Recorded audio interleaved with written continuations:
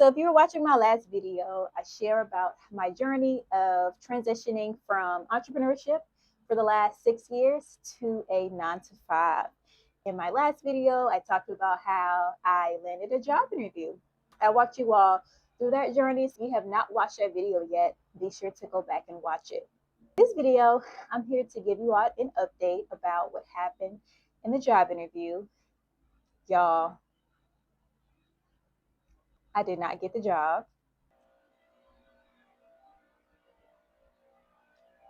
They hit me with that thank you for applying email. We went with who we thought was the best fit for the role. I thought we were vibing. I thought that, I'm not going to say that I thought that I definitely had the job. I thought that I had a good chance of landing the job for sure. I put in a lot of time for it, a lot of hours, prep time, prep interview time, all of the things. Even went out of my way to prepare a case study without them even asking. I try to do little things. When it comes to job hunting, you want to do like little things to make yourself stand apart. So, for example, if you're a graphic designer and someone is hiring, why don't you provide them with a sample of your work? Take their logo and say, hey, I wanted to provide you with this sample as if I was a part of the company. You won't always land a job, even if you go above and beyond. Sometimes it's just not it for you. No just means next opportunity. I truly believe everything is God ordained and believe that He guides my steps. But I was still sad. I allowed myself to be sad. I allowed myself to be disappointed. I have this rule to where if I have a bad moment, a bad day, or something that just really made me upset, I'm gonna give myself 24 hours to be upset about it. I'm gonna give myself 24 hours to mope about it, and I'm going to put on my big girl pants and just move on about my life, because there's no use of just sitting there and lamenting, because there are more jobs out there. So I gave myself the 24 hours to lament, right? And then I came across another job opportunity on LinkedIn. It was actually with a company I had been applying to for a while. They were hiring for a role. I've been rejected from this company so many times. However, I decided to apply, and this time I took some advice from a career coach. She used to be my manager when I interned at BET when I was in college. And so she actually helped me prep for the interview that I did the YouTube video about, the job that I did not land. I told her about this company I had been trying to get with, but I just can't seem to ever land an interview, although it seems like it's like the perfect fit for me. They specialize in creating solutions, digital solutions for women's health, and it's focused in maternal health, right? So it's pretty much like a tech startup that specializes in Black maternal health, which is like screams Khadijah. If you all don't know, if you're new here, I have 5 kids, and I'm like really passionate about Black maternal health and like healthcare advocacy and like all of those things. But I just have not been able to land an interview at this company. So what she told me was, put your resume in Chat GPT, right? She said, take the job description, put it in there, and do the prompt.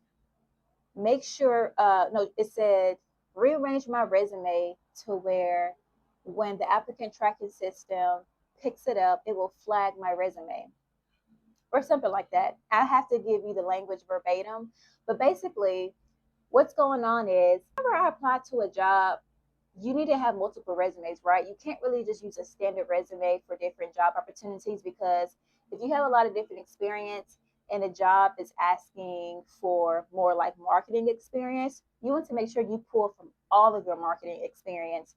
And you don't want to have like a 2-page resume. So you need to be like really strategic with how you are designing your resume whenever you're applying for certain jobs. So she told me to make that little tweak, because what she said is recruiters are using AI now. And so a lot of the platforms that they're using has AI integrated, and it flags resumes in a certain way. So you have to like put in certain keywords. It's basically like AI against AI.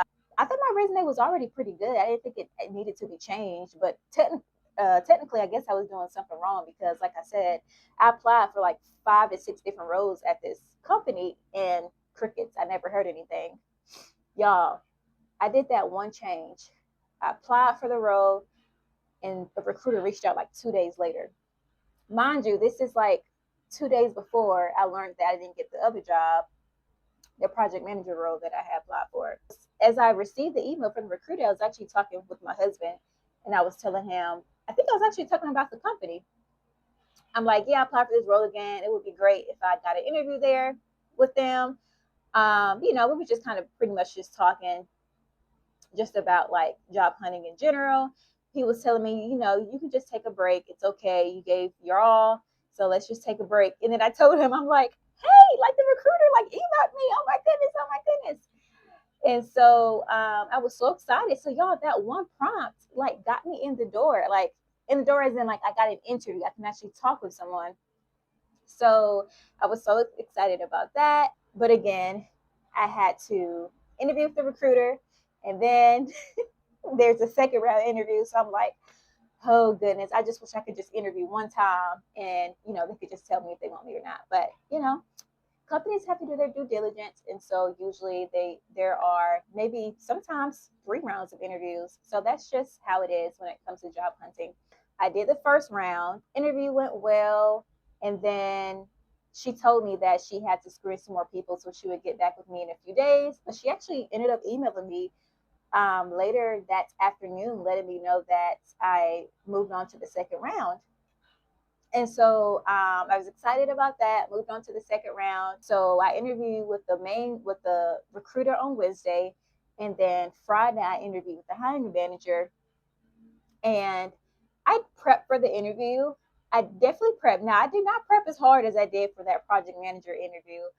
However, I don't think I needed to. I think because I just live and breathe like Black maternal health, and I was already following the company, and I just feel like my life's mission and who I am just is just really a great fit for the company. And so I definitely prepped, and I made sure that I was up to date on like the most relevant like updates they had about the company. But anyways, yeah, we had a great conversation, and so she told me that she would get back with me by like that Monday or Tuesday because we did the interview on Friday. But she actually emailed me Friday, like around Friday afternoon, and she was like, "We love just the attention and care that you put into each interview process, and we would love to give you an offer." And I was like, "Oh my goodness, are you serious?" I was so excited. So the first person I called was my husband,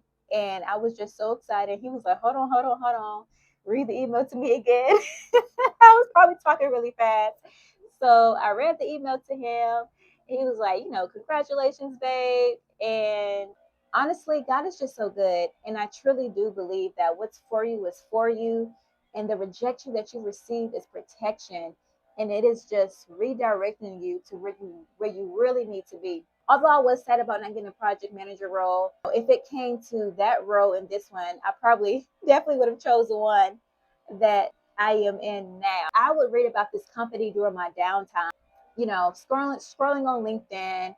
I would always be so interested in what the company's doing. I followed the company on social media, so it was just natural for me. So I'm so blessed to be a part of this company, and I'm so excited. So my start date is on Tuesday.